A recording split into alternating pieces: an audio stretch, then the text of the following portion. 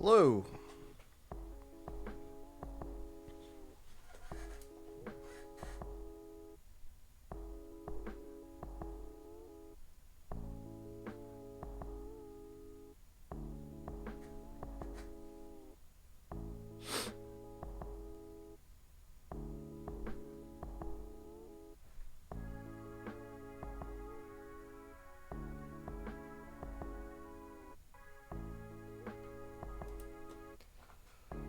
Pikachu, Jess, air sign. Hello.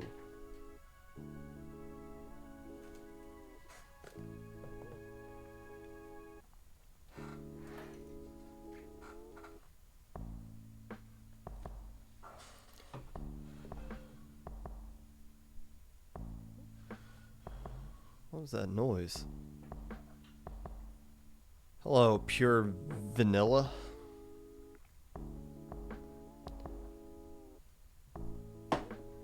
Hello, welcome in. Happy 4th of July.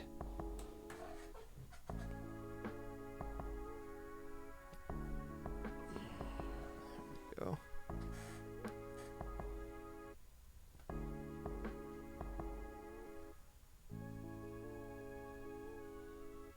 Unless you're not American, in which case, sorry. Sucks to suck. You see me? In the red, white, and blue? Good evening, Mr. Rookie. Skepadillions.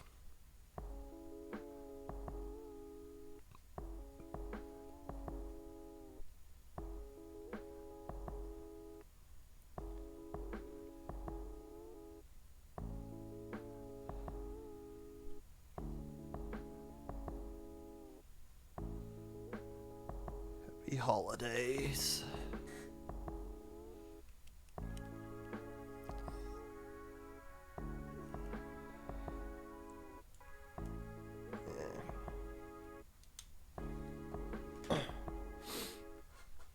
My IPL pin is running out of juice. I gotta get some more from Vincent at Riptide.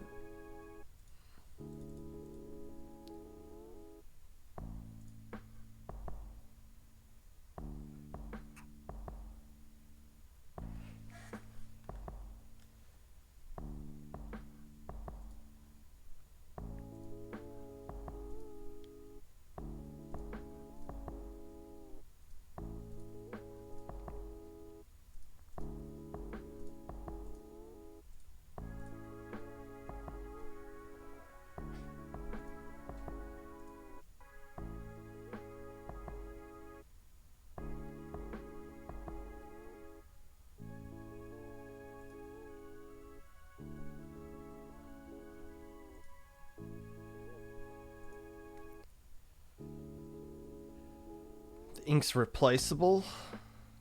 Would I just screw off the cap here and oh yeah. I still got a lot of ink in there. I just always have issues getting ink out of that sucker.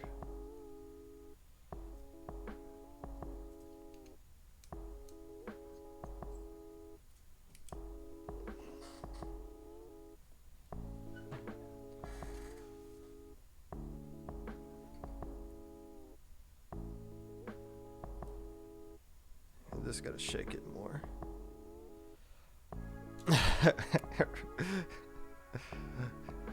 Writing until normal podcast time.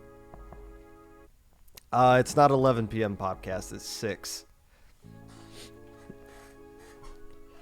This is a normal podcast time. The problem is you just don't live in a normal country. How much you can do about that? I did not watch the hot dog eating contest today. I heard Joey Chestnut was injured, though. Was like on crutches and still won. Seems a bit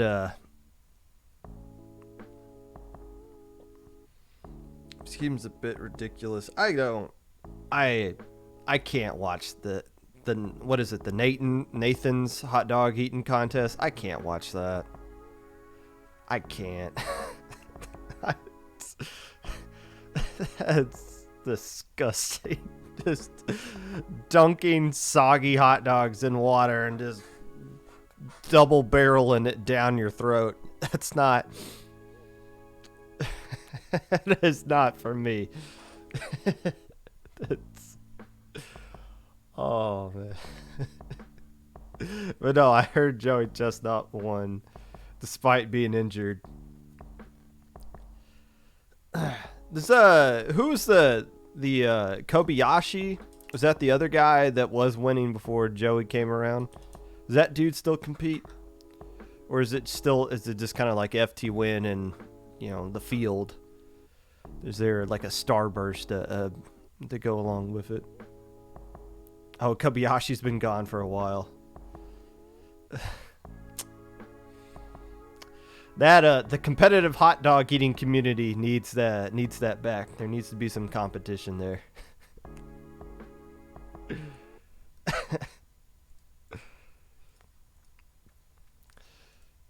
By the way, if anybody does a competitive hot dog eating podcast, I'll listen to an episode of it. Send it my way. We'll see. Try to compare notes here. Hello, friends, and welcome back to the Popcast. Whenever you're listening to this, whether it be live or a VOD, Twitch or YouTube, or Spotify, whether you're trying to get your Twitter mutuals to make you blush on a scale of 0 to 100, watching the 4Kids National Anthem collaboration, as we do traditionally on this day, clipping every time you get splatted just to see if it is from an aimbot. Whatever it is that you're doing right now, I appreciate you taking the time out of your day to listen to this. Unless I don't. Hey, happy 4th of July to those of us here in the great country of USA. Not to get too political, but I am pretty sure that if you live in this country and you don't have $100 million in your bank account, you're probably not happy with the state of the country. And rightfully so. Things kind of suck here on both sides of the aisle. But I will say this. Being unhappy with your country, with your government, is the most American thing you can do. It is your right to not be happy at your government. So celebrate the right to be pissed off today as we celebrate our independence from some of the people in chat. Cheers. News of tournaments that are maybe of interest to the casual listener to the podcast. This upcoming Saturday, Minnow Cup is hosting a Rainmaker-only tournament from MIT. That is going to be on the 9th. If that doesn't tickle your fancy or you're banned from it, how about SAC the Saturday after that? That's right, on the 16th is the second qualifier for Season 5's SAC tournament. Tournament number 1 came to a conclusion yesterday, or 2 days ago, I should say. If you're banned from both of those events, well, guess what? 2 Saturdays after this upcoming one, on the 23rd is Super Jump number 2, hosted by IPL, the return of the critically acclaimed major that all of you know and love. The only issue is you got to go to start.gg instead of Battlefy to sign up for it. Make sure you sign up for it. Current prize pool, I believe, is still at $500 unless there's been a lot of donations since then.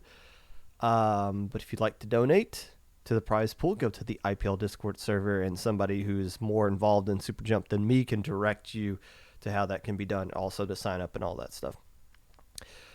Today, we are going to be recapping SAC qualifier number 1 for season number 5, and also be talking about a tournament that appears to have just, yet again, copy and pasted all of Low Ink, and how things like that related to SAC are hurting the community instead of helping it, as I'm sure the intent of that tournament is. We're going to be talking about all that and more coming up today on the podcast, as well as the Nintendo tournament. But first,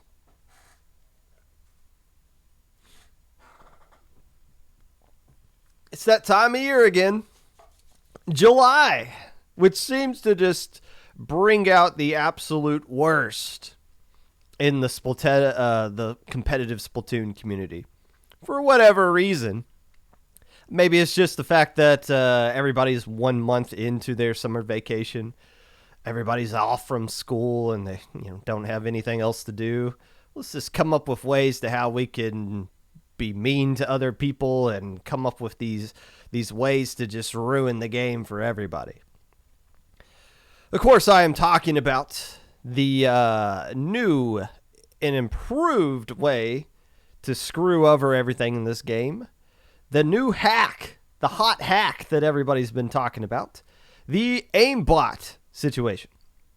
And of course, I'm kind of referring to this being school kids that are screwing up everything. To be fair, whoever created aimbot is probably extremely smart. I have no idea how you can hack a switch and manipulate game code, but I'm assuming you have to be a pretty smart cookie to be able to come up with some way to do that. But also still extremely immoral and lack of integrity you got to have there in order to create something like this. Something that just makes the game less fun for everyone and discourages people from playing. Of course, I'm talking about aimbot. If you haven't heard about aimbot, it is a hack that helps your aim in a bot kind of way. Kind of self-explanatory in the name there for what it does. And here's your warning, because apparently some of you need it. Don't get the aimbot thing. Don't get it. You're gonna get punished if you even have it. Potentially. We'll get more into that into a little bit, but apparently for some reason that needed to be stated. I don't know why, but people needed it to just be flat out said that yes, you cannot use the aimbot thing in a tournament, and why that needed to be said is beyond me. It's in the rules. Not the words aimbot specifically, but every tournament pretty much has a rule that says you can't hack and cheat in it. In fact, what does Low Inc have stated in their rules about hacking into their tournament? Oh man, if only there was some way that we could just have somebody just like explain this to us, like read it out word for word what the rules are. Let's hold on. We got JPEG on the line. Let's bring in JPEG. JPEG, is there any rules about hacking in Low Inc? Cheating is not tolerated. This includes creating threats, blackmail, modifying your game, hacking, sabotage, intentionally disconnecting, or anything else the staff considers cheating. Well, thank you, JPEG, for clearing that up. I was wondering what the rules for hacking in a tournament were. Apparently, you can't do it. Oh, wow. And that video was made in January. So there you go. In case anybody needed a reminder, no, you actually can't hack in a tournament. It is against the rules. There we go. Segment done. We can move on, right? And we stick by these rules here at Low Inc. And keep this in mind. Everybody copies the Low Inc rulebook anyways. Like if you're a new tournament and you're just building yourself from the ground up, what do? You just go to the Low Inc rules, you copy, paste it, put it in yours. There you go. Blatant plagiarism. So everybody has that same rule as us if it's a brand new tournament. So everybody's covered on that part as well.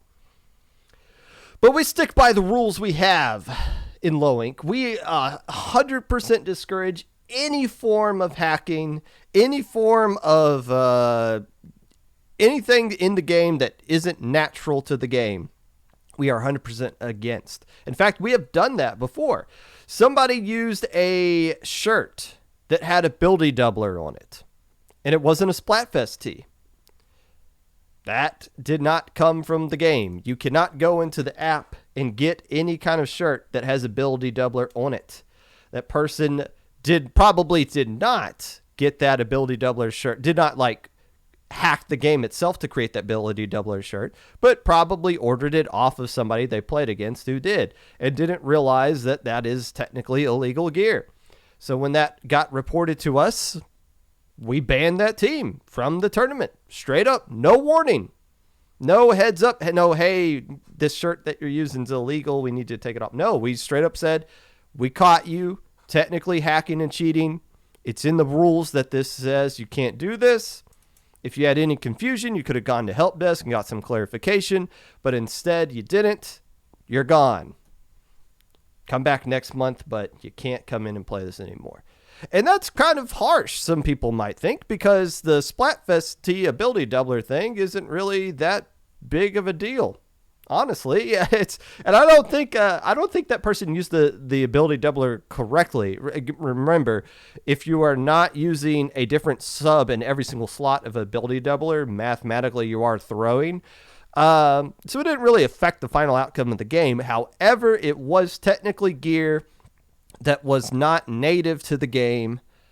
Thus, it's cheating, and we have a zero tolerance policy at IPL for anything foreign hacking or cheating wise into this game.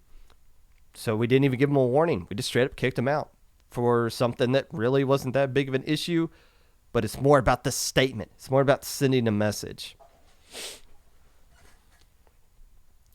Now, people obviously who are going to use an aimbot are going to get banned for it. How do I know that this is going to happen, though? But I know people are still going to use aimbot in tournaments going forward. I know that for a fact. And how do I know? Hey, Nintendo tournament just happened, right? And what did we learn about Nintendo last year? Almost every single tournament they've had in recent memory had some form of cheating in it.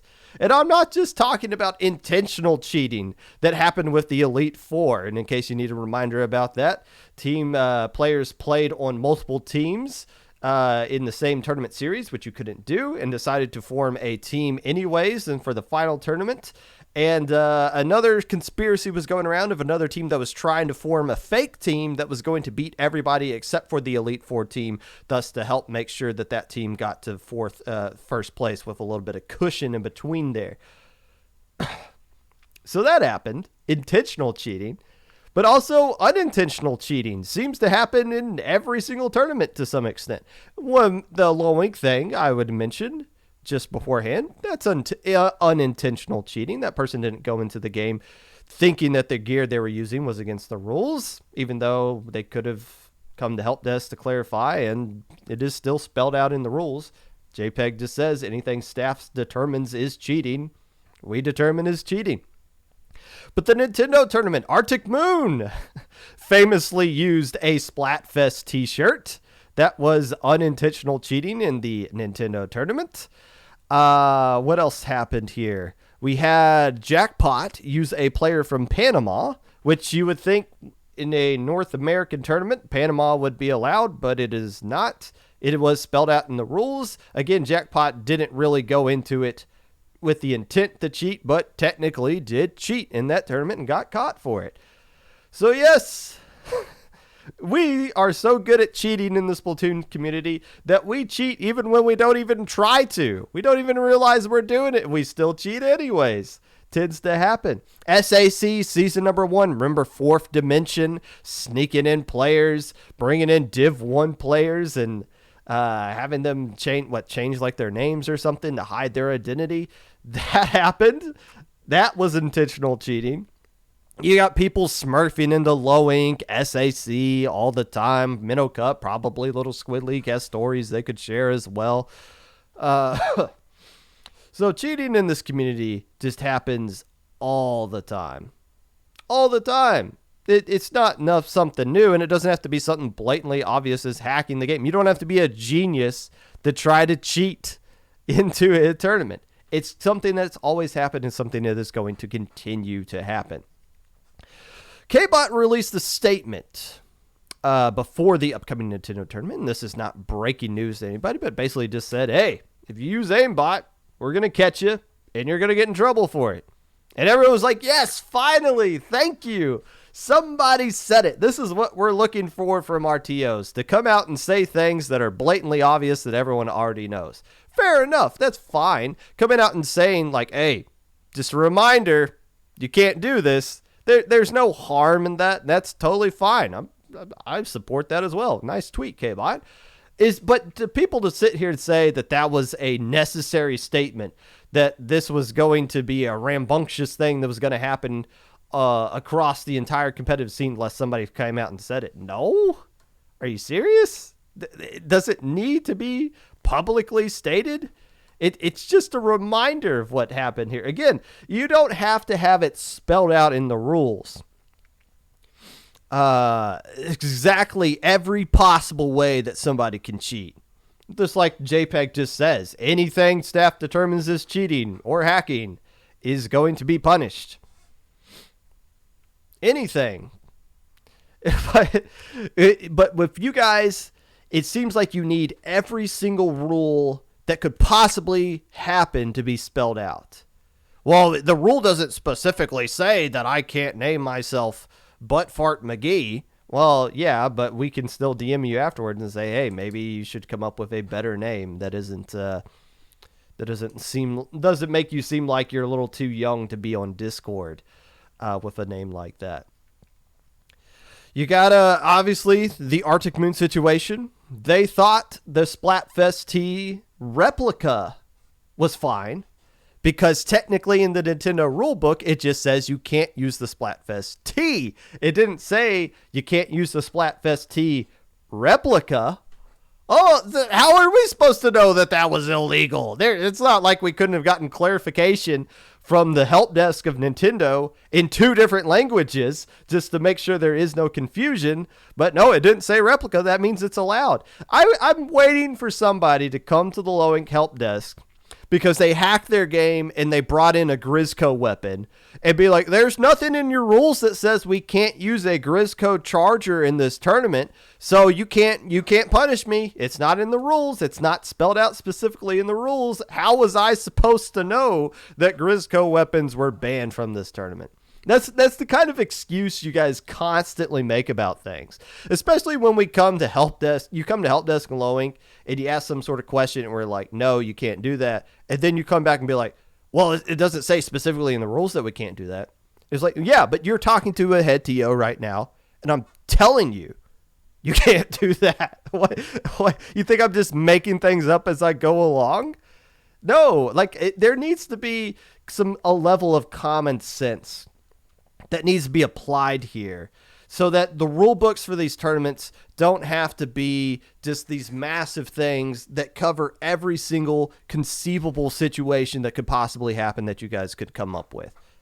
So does there need to be like a specific rule that says aimbotting is banned from tournaments? No, it's covered in every single tournament. You can't hack. Now, here's the question. So everybody already knows that you can't use aimbot in a tournament. The question, though, is what is the punishment going to be for using this? Well, if, I can't use it. Well, what are you going to do? Just warn me, slap me on the wrist, tell me to turn it off, make sure that you're going to ban me from your tournament, ban me from your org? What's the punishment? Because I'm willing to risk this for the lulz, but I just don't know what the punishment is going to be up ahead. So, what is the punishment? That's a great question. It is kind of covered in the Splat Safety COC if you care enough to look at it. If you don't, I'm going to show it to you anyways. It is a level 1 offense, apparently, to hack a game. Any attempt to manipulate or bias a match or match results, including console hacking or abuse of spectator mode. This can be considered a higher severity based on the type of punishment, type of the tournament, prize pool, abuse of power, etc. It does kind of note here that this doesn't apply to using gear that is illegal unless it's something that's not foreign to the game, as they point out here, no drop roller hats. And so code of conduct from Splat Safety, which is, again, just a recommendation. They're more like guidelines. These aren't strict rules that every single signatory has to follow.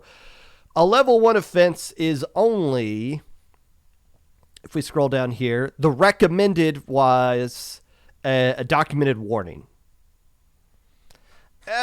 this is the one time. Now, when this was written, they didn't have like aimbot in mind, obviously. But this is the one case where I disagree with the code of conduct.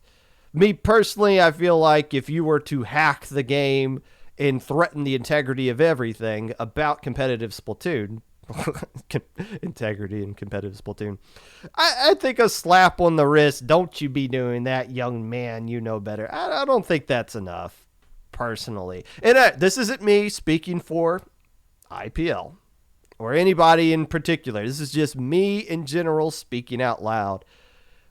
Personally, I feel like if you even have aimbot, like if you even have downloaded aimbot in general and you got it on your Switch, I feel like you should be gone until Splatoon 3. Straight up, today. I feel like today you should just be out. Like if you just downloaded it already, I feel like that's enough. Like, why should we trust you now? Oh, don't worry, I just want to mess around and solo queue with it. I'm not going to use it in a tournament. Well, why are we supposed to trust that? And you know why we have to be so harsh about this?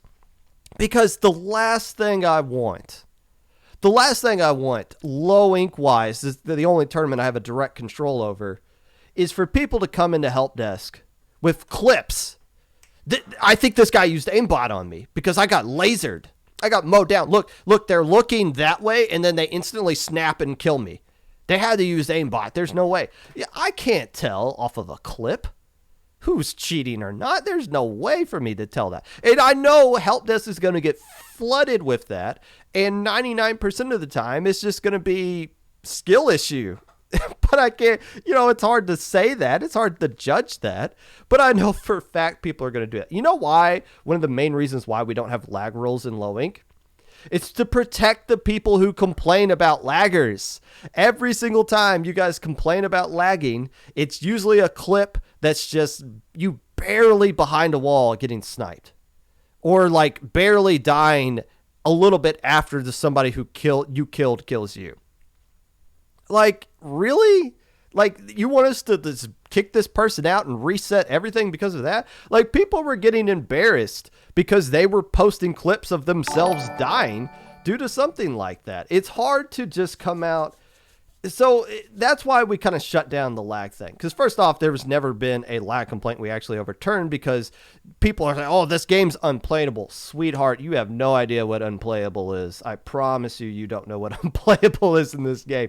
This game sucks. If you hate lag and latency, you're playing the wrong esport. You got to do something else. Splatoon 2's latency just sucks. But if you got people flooding help desk for lag complaints, just wait. Just wait until somebody's just, look how I got lasered. Look how this Splash-O-Matic just erased me.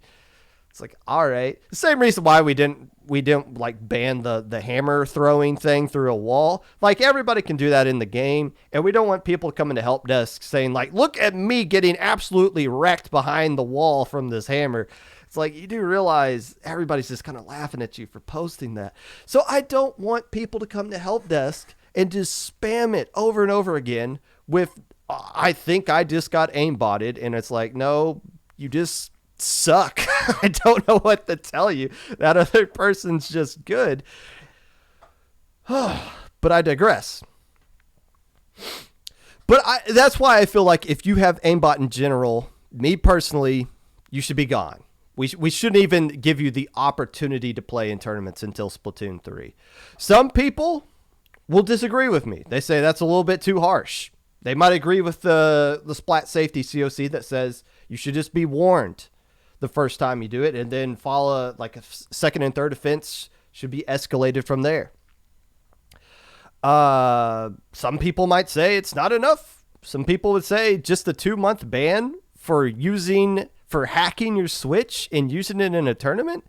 2 months is not enough. You should be banned for the rest of the year. You should be banned for the rest of your life. Fair argument to make. The point is, though, there's a lot of debate that needs to go on from all TOs as far as like what the punishment should be. We all agree you can't use it. But where everybody differs is how hard of the hammer should be coming down on people that are using this thing.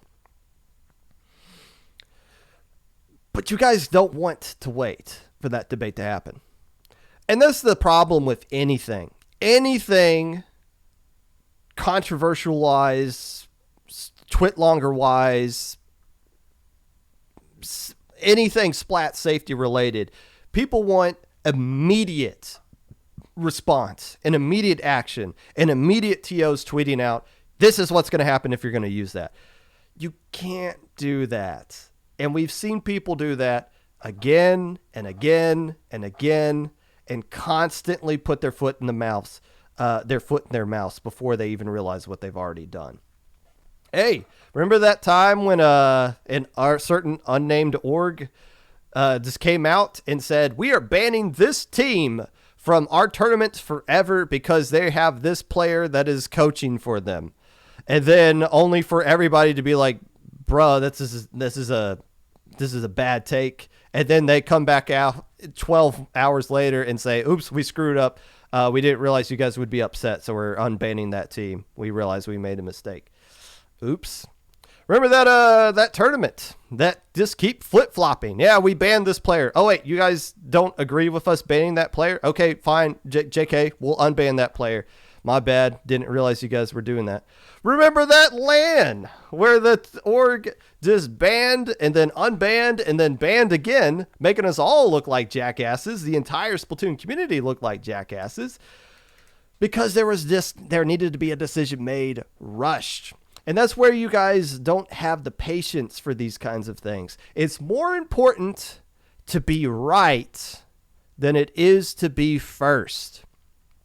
You got to be fair. And in order to be fair, you got to think about it. You got to debate about it. You got to talk about these things. You can't just rush to a conclusion and be the first person to come out and drop a tweet. We're banning this person. We're banning this team. We're banning anybody associated with this. Boom, we did it first. Look how awesome we are for being the first people to tweet out something about this. And it's like, all right, you realize if you're wrong, you're going to look like an idiot. And you're going to make the rest of us look like idiots. So you got to take some time. You got to debate it. And there's already been debates in IPL about this. You got to get it right. You don't want to make harsh decisions quickly. And Splat Safety catches a lot of heat for this because there'll be a twit longer that drops. And then everybody will be, well, how come Splat Safety hasn't publicly done anything about this yet? They just don't care. There's no control over this community. Well, there's due diligence that needs to go on. Twit longers are the beginning of the investigation, not the end of it. And most of the time you look through a twit longer and yes, okay, so what happened here is actually the case. But sometimes you realize, oh wait, there's another side of this story that is not being told specifically in this. You got to do your due diligence and figure out what is actually going on in these things. That takes a little bit of time. It's more important to be right than it is to be first. And I feel like a lot of orgs don't realize that. And they get it mixed up. Oh, wait, it's more important to be first. It's more important to tweet it out that we were the first ones to pass judgment on this situation. Congratulations. I hope you're right. My point is this, though. Yes, aimbotting is not going to be allowed in any tournament. You guys knew that. You didn't need somebody to come out and tweet about it and slap you over the face with it for you already knew that. You knew before this even existed that you can't do something like that.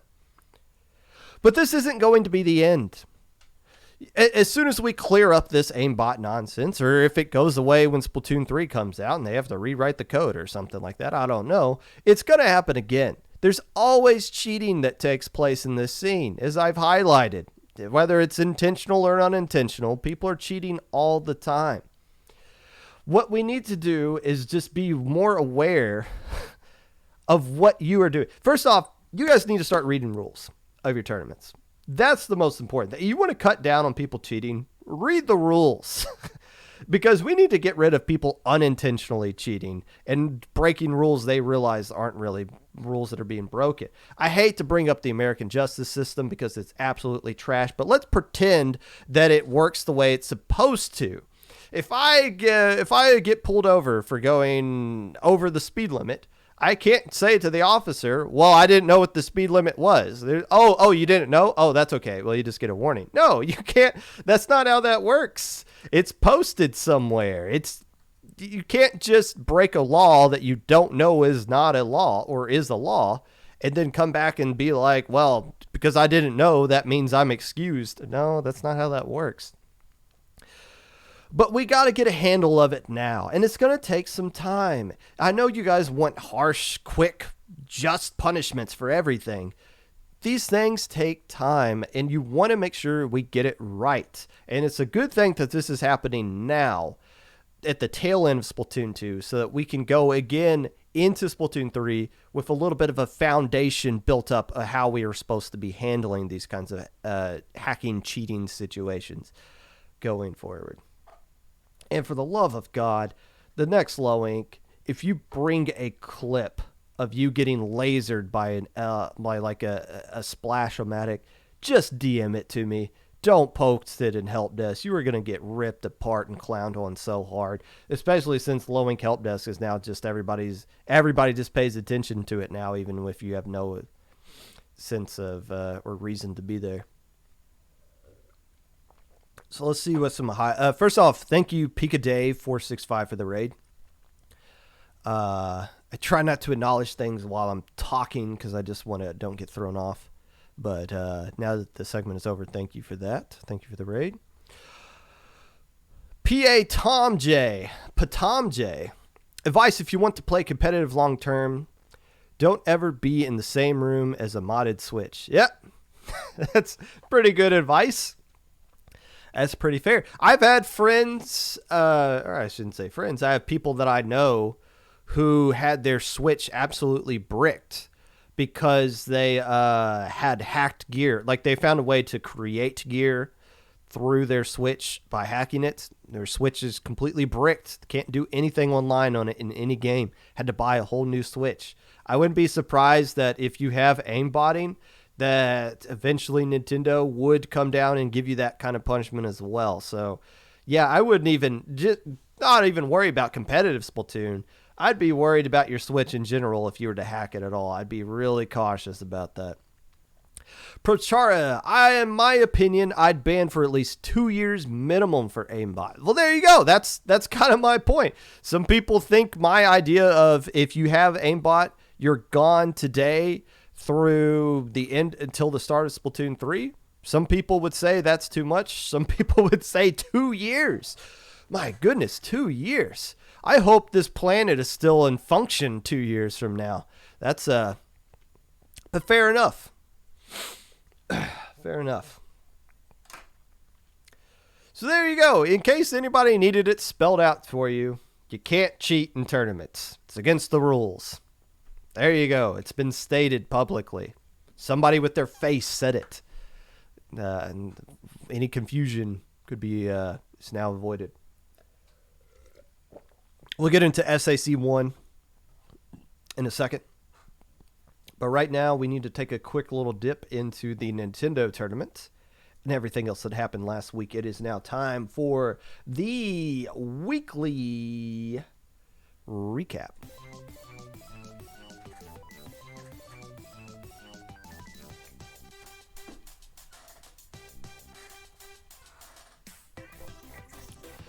There was no SOS last week, so instead we're going to turn our eyeballs to paddling pool number 169.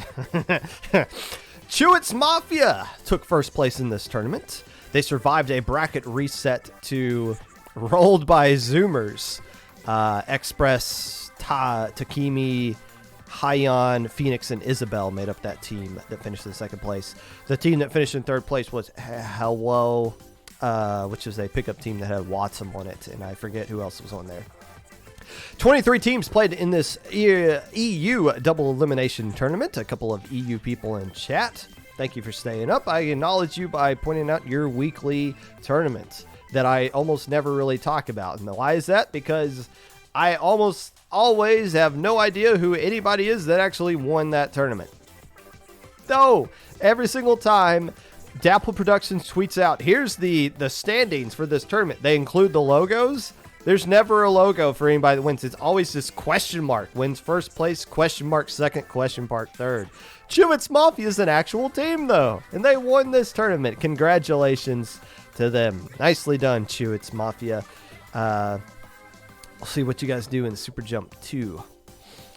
The Nintendo Inkopolis Showdown, event number 1. My goodness, that is a mouthful to spit out right there. Jackpot dominated this tournament, winning 4-1 over Ryu, who got second place. The players on Ryu make it up of Kiwi, Riki, Miku, Nick, and somebody named Meatloaf. Cherry Limeade time with Lyrical Lemonade for, I guess, technically third place. They said they made top 4. I guess they technically tied for third place. Or is that second prize is what they got? So first place is like grand prize and second place is first place. I don't get that. But Cherry Limeade time with Lyrical Lemonade. A lot of Lemonade themed teams competing and doing really well in this tournament here. And this is the first edition of this one. The best match, though, likely was in round 1 on Saturday. Friends versus Good Morning. It went 3-2 in the favor of Friends. And why is that a round 1 matchup? That is a top 4 matchup. And that just kind of bleeds into the frustration of this tournament. Is the seeding is based off of how well you do in best of 3 random ass maps of Turf War on a ladder on Saturday, where nobody went undefeated. Jackpot lost to Ryu, I believe, is the in that stage, so they didn't even make the number 1 seed, even though they clearly should have been the number 1 seed. And you got teams like Friends and Good Morning, which should be playing in top 4, are playing against each other in round 1. So not exactly the best format to determine seeding for anything, but it's Nintendo. What you should come to expect this kind of nonsense going on here. Would have loved to see that Friends versus Good Morning match on stream as it goes 3-2 there. The only real competitive set, it appears, that it happened on that Saturday bracket. We'll find out more. The event number 2 is this upcoming Friday and Saturday. We'll see how that goes. FNF season number 4. Week number 5 where'd the music go? Thank you. Week number 5 came to conclusion here. Ink Bashers got a 3-0 win over Aquatic Vanguard. The Pirates, Shiver Me Inklings, pick up their first win of the season, getting a 3-0 sweep over Acropora. INKD taking their first loss of the season, 2-1, in a 2-1 loss to Crimson Quake. And New Horizon got a bye because the Jelly Squid said, peace, we're out for the rest of the season. All right. So everybody that played Jelly Squids now had their win or loss erased. So it's not something they have to deal with going forward. 7 teams. But I think there's a circle of suck here. I'll go back and look at it, but I think there's a scenario where everybody has beaten everybody to some extent. There's nobody undefeated right now. With only 7 teams, FNF season number 4 is still just as strong as ever. Still the best season by far. And that was your weekly recap, sponsored by Fireworks, which somebody I think just fired off right now. Bruh, it's 6:30. The sun is clearly still up. The sun does not set till like 9:30 here in Indiana. Like, it's 9 o'clock and the sun is still out. Why are you shooting off fireworks right now? You can't see them. The expensive fireworks are expensive. They only last for a few seconds and probably are extremely bad for the environment. Much like the Popcast. So that's why it's a easy sponsor for this week's episode of the weekly recap.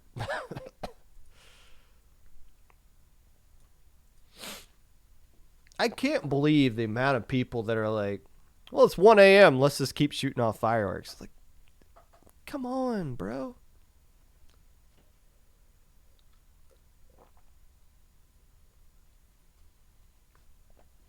Friends didn't play enough matches in Turf to get a higher seed. Yeah, fair enough. That's understandable.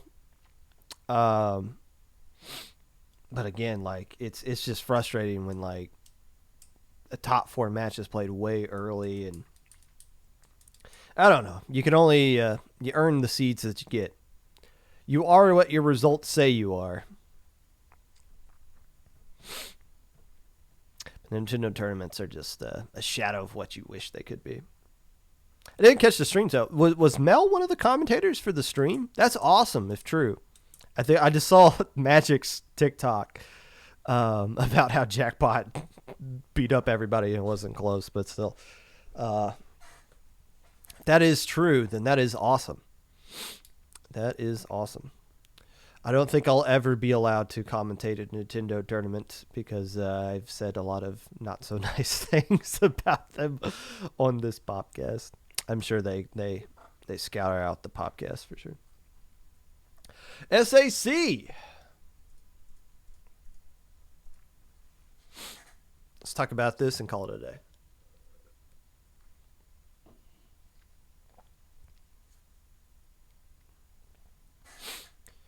We have discussed at length the oversaturation of low-level tournaments in the competitive Splatoon scene.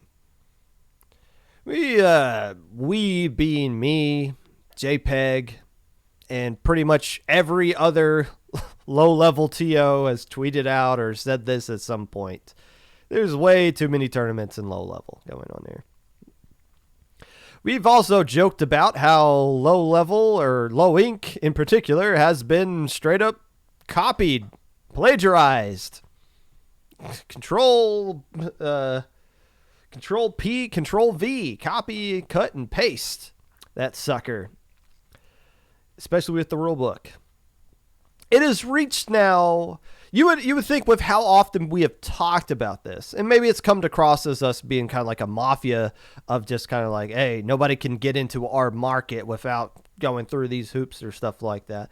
But it's just something we want to point out. And you would think that things would be getting better, be trending in the right direction of more people making more open invite tournaments or better, higher skill cap tournaments. I guess we need that. No. But you would think things would be getting better with how much we've been talking about it.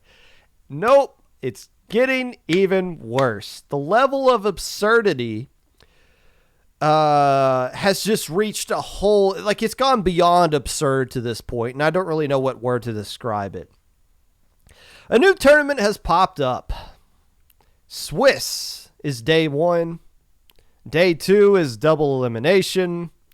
There's 3 brackets, an alpha, beta, and gamma, if you will. There's counter picking, and it's skill capped at Div 6.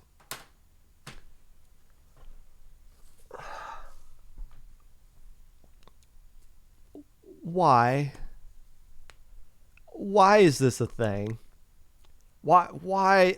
I don't understand. I just don't flat out understand. And I'm not trying to tell people what to do. I'm not trying to tell you guys what tournaments to play in. Or I don't want to be one of those guys that's like, if you follow me, then you'll unfollow this person and you'll block that person. That's not. Look, I'm just saying my particular thoughts on something like this, all right? That's all I'm doing. But this tournament steps on a lot of people's toes just by existing here.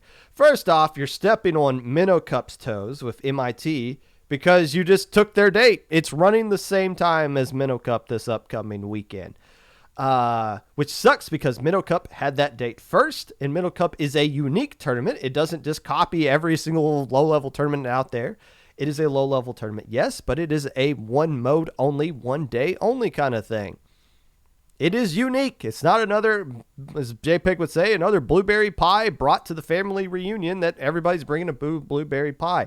Minnow Cup was on there first. This other tournament said, we don't care. We're going to run at the same time as that. We're just going to run over that. So it steps on Minnow Cup's toes. But because it does that, it also steps on Little Squid League's toes. Because Little Squid League has gone about things, I don't want to say the right way, but they have gone out of their way to make sure that they don't collide with anybody else. And they've paid the price for that. They've canceled their tournaments several times. They've moved their tournament several times off of Saturday onto Sunday. They've had to just like keep piecing things together just to kind of make it work because they don't want to conflict with anybody.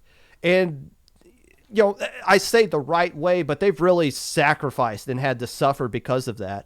But since they're doing it like that, it is kind of frustrating that somebody else just says, nah, we're not going to do that. We're just going to pick a date and run with it. We're just going to run our thing. And obviously stepping on the toes of Low Ink because you're literally just copy and pasting our format. That's a straight up Low Ink. That's literally what you're doing. I'm not going to try to sugarcoat it. That's our tournament, which is fine. Look, we don't have a monopoly on Swiss into double elim. It's a fine format. Obviously, it works for Low Ink. But when you're so blatantly every single thing that it is, it's so frustrating. And I don't want to sit here and be overly negative. But this is why I gave so much praise to Infinity, that team that made a low-level team that made an open invite tournament. I tried to like harp on them so much and give them so much praise. I dedicated an entire segment to them. I gave them so much attention and hype and will continue to do so because I wanted to drive it into your guys' heads to stop making low-level tournaments and make open invite stuff. If this tournament, get rid of the Div 6 skill cap. By the way, what is Div 6 right now? I have no idea. Does that mean you're going to let people in that are banned from Little Squid League, but like don't consistently make alpha bracketed Low Ink? Like what the hell is Div 6 right now? You are not, don't tell me you're going to the Ludi thing that came out 9 months ago and looking at who was Div 6 9 months ago to determine who's going to be playing in your tournament today. There's no way. But if this was just an open invite tournament, this would be awesome. This would be so cool. I would talk about it so much. I would praise it so much. And there would be a lot of people that would play in it. How many people are so pissed at Low Ink, or not pissed at Low Ink, but are upset because they can't play in Low Ink? Well, what if there was a Low Ink they could play in? We'll never know because nobody wants to try it. Instead, they just want to copy Low Ink. And I'm being openly negative about people that their intent isn't to hurt things in the community or step on the toes of everybody else's here. I understand their intent is not that, but for the 100th time, guys, freaking stop doing this. And I'm going to point out exactly why it's harmful. Leading in to this discussion about SAC. SAC, a tournament that caters specifically to mid-level teams, whatever your definition of mid-level. IPL's definition of mid-level is +3 and below, which a lot of people got into +3 recently or yesterday. Congratulations for that if you were able to get in. But it is not a tournament that has a skill floor, because why would you have a tournament that has a skill cap and a skill floor? That is so ridiculously bad. So it's a tournament that lets low-level teams play in it that want to play in it. Now, it's not a tournament that caters to low level, and I said this last season, it shouldn't cater to low level at all. It should be 100% catered to mid-level teams, experienced teams that know what they're doing. That doesn't mean you should kick out low-level teams. If they want to sign up for it and get their butts handed to them, they should have the opportunity to do that because that is how they get better. But when we've created so many low-level tournaments, and it's this point to where low-level teams can just play something every single week or every single month and every single day that is just a skill cap tournament specifically just for them, well, you create this atmosphere of them when they finally do step out of their comfort zone and play in a new tournament, they're caught off guard. Just look at Help Desk, and I don't want to, or not Help Desk, Feedback Channel, and I don't want to discourage anybody from leaving feedback in the SAC channel, but when you looked at it, the only complaints were coming from people that are traditionally playing in low ink or low level tournaments, and everybody that was like actually mid-level and have played in SAC before were coming out and be like, I disagree with this person's feedback from above.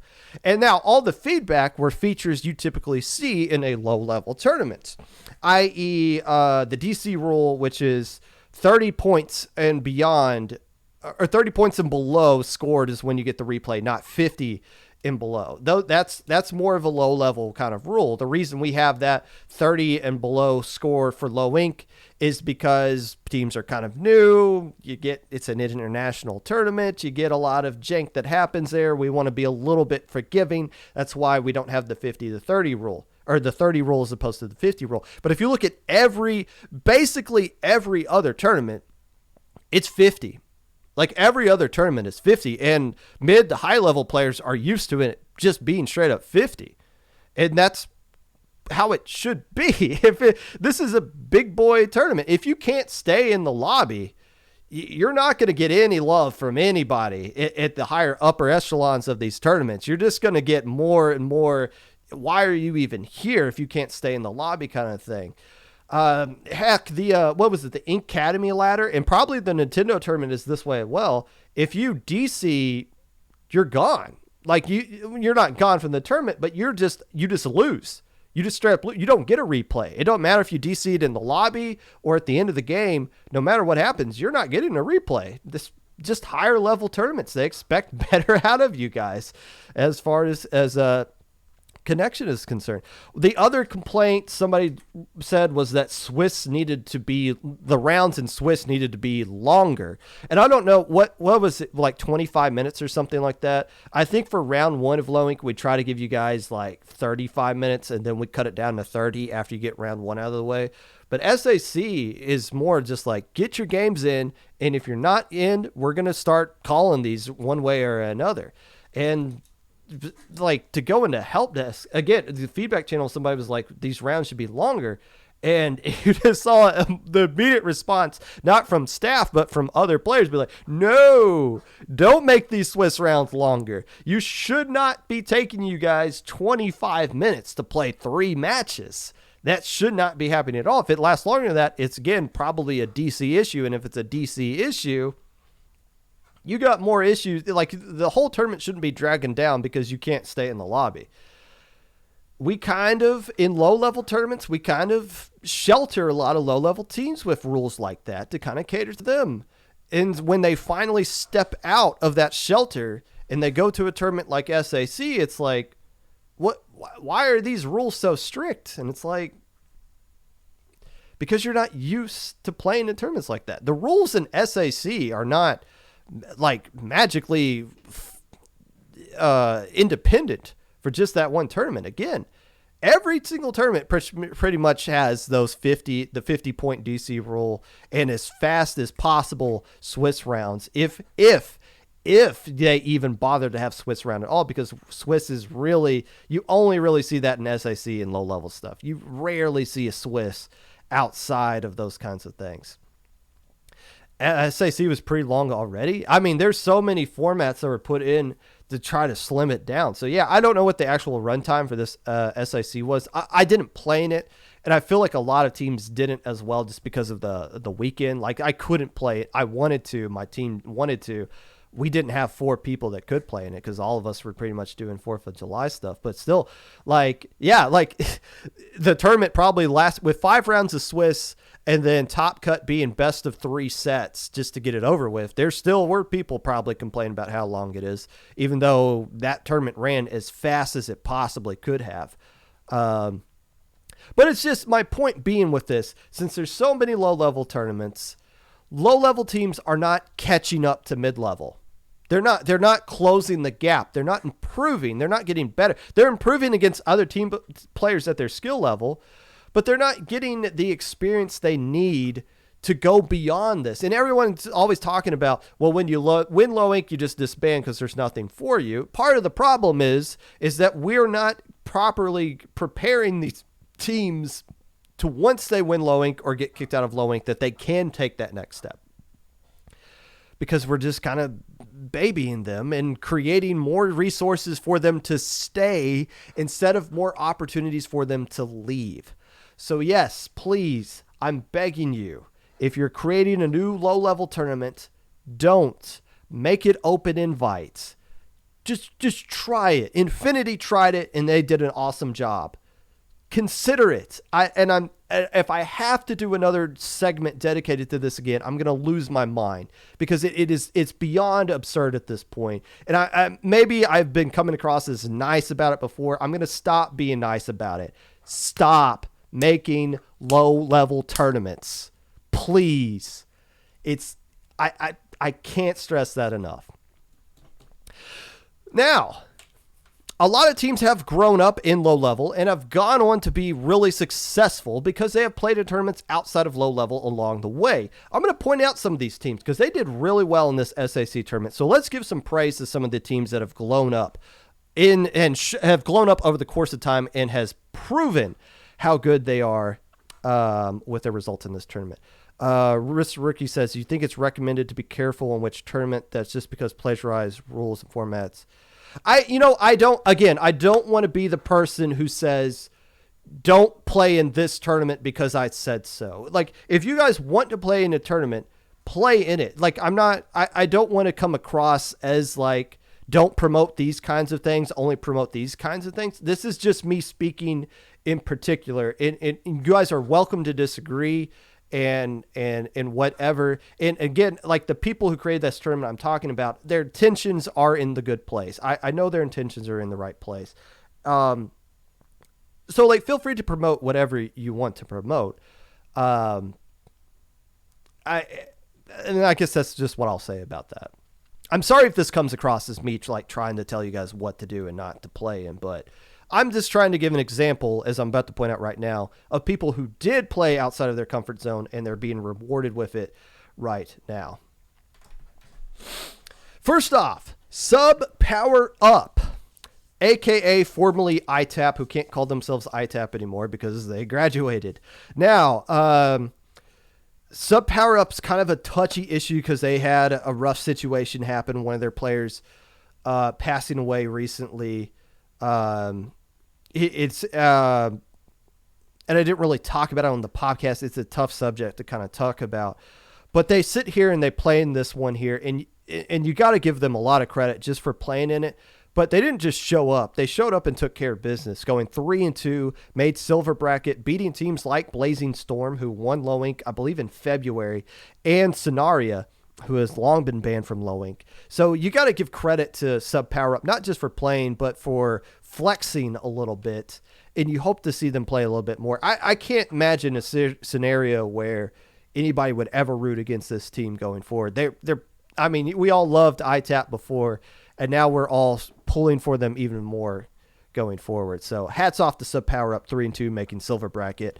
Let's see you guys make gold next time. Definitely capable of it. The Squid Killers. Hey, I see you guys. Nicely done in this tournament. Going three wins, 1 loss, and getting a tie as well. I think they went over the time limit and staff didn't want to determine who caused the issue for it to go over the time limit and decided to just give them a tie. So they get 3-1-1, but it was good enough to make silver bracket. And Squid Killers, I got to give these guys credit. They play in a lot of low level stuff. Yes, but they also play in a lot of open invite or higher level stuff as well. I've seen them play in SOS, the disco tournament, Midnight Lights, and they beat Pork Chop, which is the team that won the bronze medal or the bronze bracket. So nicely done, Squid Killers. I see you guys grinding in tournaments outside of low level stuff, and you're being rewarded for it with this 3-1-1 result. Nice work. Red Sun, former high ink team. Did they win that low ink? I don't know. Technically, yes, but also no. They got second place in silver bracket, and Red Sun has really been playing really well as of late. If you've been looking at what they've been doing in Squid Junction and Megalodon Cup, they've really kind of turned the corner. I think they had like roster issues with people kind of leaving, and now they got their core roster set down and they're grinding and they're getting really better. Red Sun is I don't think it's fair to say they're a dark horse to make top 8. I think they are a top 8 team. If they keep getting the results they get and they can find a way to get into gold bracket and beat the teams they've been beating up to this point, Red Sun's going to be in the top 8, and they deserve it.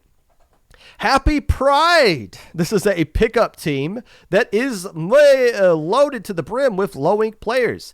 57747, Twig, Eider, E-I-D-E-R, and is it pronounced Duno or Dunno? I've said Dunno, and they said it was pronounced correctly, but it's also a word they made up, so I don't know how they can tell me it's mispronounced when it's not a real word. So let's try Duno. Let's go with that. Now, Duno banned from Low Ink because they sub for Splat-A-Lot. And in Low Ink, and because they sub for them during that time, they ended up getting banned as well. But these group of semi-Low Ink players got 4th place in Silver Bracket. Nicely done there. Again, players who will play in tournaments outside of low-level stuff, grinding, getting their butts kicked, getting rewarded for it here. Unlucky. The former, some players formerly of Evening Chickens. Gosh, it's hard to play against an E-Leader player because you don't really see them too often, but Unlucky's got a really solid E-Leader player. Made gold bracket here, and they've been grinding in a lot of tournaments, especially recently. I saw them play in Megalodon Cup as well. So Unlucky making gold bracket here. Another former low-level players. Synergy. Now, Synergy didn't spend too much time in low-level last year because they proved they were too good, and they got out of it rather quickly. If they play in all 4 tournaments, Synergy's making top 8, guaranteed. Without question. If they just play and sign up in all 4 tournaments, they are a top 8 team, and they have a capability of winning it. I remember when they beat me last season was an eye-opener for me, but then you look at who they're beating this time around, and it's like, okay, these guys are consistent now. These guys are legit. And it's not less like we'll sign up and you're going to get the spot kind of thing, but these guys are going out and earning it. I see you, Synergy, taking 3rd place in gold bracket here. But the biggest what the heck kind of thing going on here, the biggest win of any team other than the 2 teams that finished in 1st and 2nd, is the team that finished in 4th place. Give me Unlimited Woomy United. Low Ink champions are supposed to just disband and vanish into the night because mid-level sucks, right? There's nothing for mid-level players. Someone forgot to tell Uwu. These guys ripped their Swiss group apart. They won their Swiss group going 4-1, but had a higher opponent win percentage, I guess, and took 1st place in their group, and then took 4th place overall using comps that people were complaining about. How do we fight against rollers and Kinsa Glugas? It's not fair to say Cherry Limeade anytime somebody uses an off meta comp, but these guys went off meta and people were complaining, wow, the reason it worked is because I don't know how to face it. I'm used to fighting quad shooter that when somebody uses silly stuff, they beat me with it. I see you, Uwu. I see you, and I'm so happy for you guys because, hey, once you graduate from low level, you're screwed. What are you going to do? Someone forgot to tell Uwu. These guys made 4th place in this tournament. Now, the team that won it, I'm going to mispronounce this. I should have watched the stream. Farto. Let's roll with that. April, Q, Sleepy, Kai, and Jess. I'm assuming Jess Beatty in chat. I see you. Looks pretty good. This looks like a pretty solid roster right here of 5 players here. Very experienced SAC players. They beat Lyre, Lyre,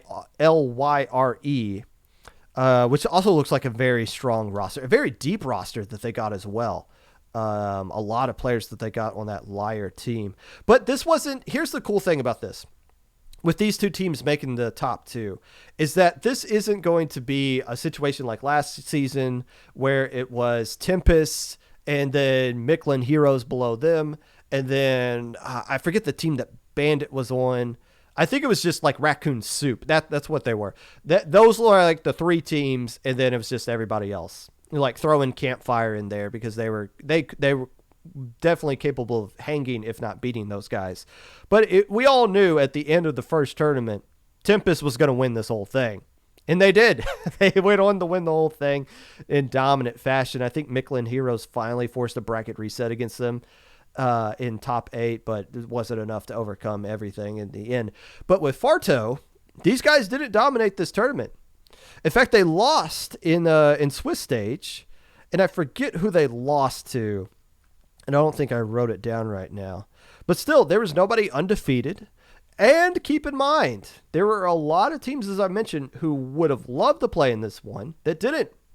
Wipeout punks constantly saying, we want SAC to come back. SAC come bask. They didn't play. Destiny Troops didn't play. And not sitting here saying, you guys better watch out for Destiny Troops. Mochi, that's who. Thank you, Jess. Sir Skit and Friends played in that one. A team that went 5-0 in their group and then immediately got eliminated in round one. My point is this. There's a lot of other teams that didn't play because it was the 4th of July weekend that couldn't be available to play in it. And you got a lot of teams that are going to be coming back that are right with each other's skill level. There seems to be a lot of parity with this tournament here. Foams, the team you thought would have been great to win it, they I think Fardo knocked them out. And now again, with these qualifiers, you got to be a little bit careful because they're all best of 3 until grand finals. And that reason is to get it done with quickly. Again, it's not, you shouldn't be, well, you should be proud, but you shouldn't be just like, I won SAC qualifier number 1 back in season 5. And it's like, nobody remembers that. We're in season 7 right now. What? Season 1. Who won the entire season? That's what people want to know, is who won the entire season. So yeah, I wouldn't put too much stock in like teams like Mochi or Foam losing in round 1, because again, it's just best of 3. The set's just getting started at that point. But you just want to survive and make it to the top 8, where it's all best of 5 and counter picks and all that good stuff, and each team gets a good fair shot at each other. And I think we're going to see a lot of parity in that top 8 tournament just from what we've seen right here. But again, I'm happy for the teams that step out of their comfort zone in low level stuff and they get rewarded for it and they grind for it. And teams that got banned from low level, this is what SAC is for. This is why I'm so glad SAC is back. It's always been a success. And the only criticism it got was basically overridden by people who care about this tournament and said, no, I don't listen to this person's feedback. I like the way things are now. Unless you're splat a lot. And I still don't really understand what happened with the splat a lot thing. But I think there were just 2 splat a lot teams and people got confused about that. But regardless, for everybody else, it was a great tournament. We're set up for a good season. I encourage low-level teams to play in this. Get used to something outside of your bubble. Get used to how things work in big boy tournaments. And, well, that's all I got to say about that. I think I missed a highlighted message. What's the most popular best tournament format for open skill? Usually double a limb is the most popular. Not to say it's the best mode, but it's definitely the one people want the most. There's the pros and cons to every single format, but if you just want to know what's the most popular, probably double limb, but also groups into a single limb bracket is pretty good and strong in my opinion as well. I think the big issue is the stigma of open invite in relation to low level. Many see it as getting destroyed by a Div 1 team in 30 seconds in round 1. Well, that's the issue with double limb, is that, yeah, you are going to be destroyed in that. But if you do a format that's like groups, or even if you stick to Swiss, you might, if you stick to Swiss, you're going to scare off all the high level teams. They won't sign up for a Swiss tournament unless there's some sort of incentive prize wise to get them in there. But yeah, that is the stigma, and that is simply not true. Again, Infinity did it. They did a group tournament into Top Cut. High level teams signed up for it. Teams like Freelancing Takoyaki got banned from Low Inc for it because they played so well and beat a lot of teams that they never would have seen in any low level tournaments, and proved how strong they are. So yeah, there is a stigma about open invite tournaments that simply is not true. It's flat out not true. So that's the end of today's episode. Thank you for watching. Enjoy your weekend, or the end of the weekend, extended weekend. If you'd like to be a part of the podcast in any way, if you disagree with anything that I've said, what is that? What is this? This better not be some sort of... I'll look this real quick before we end it. You better not have been hacked and posted something weird in my chat.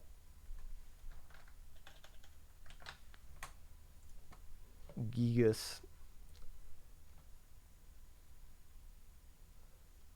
What is that? Secret announcement.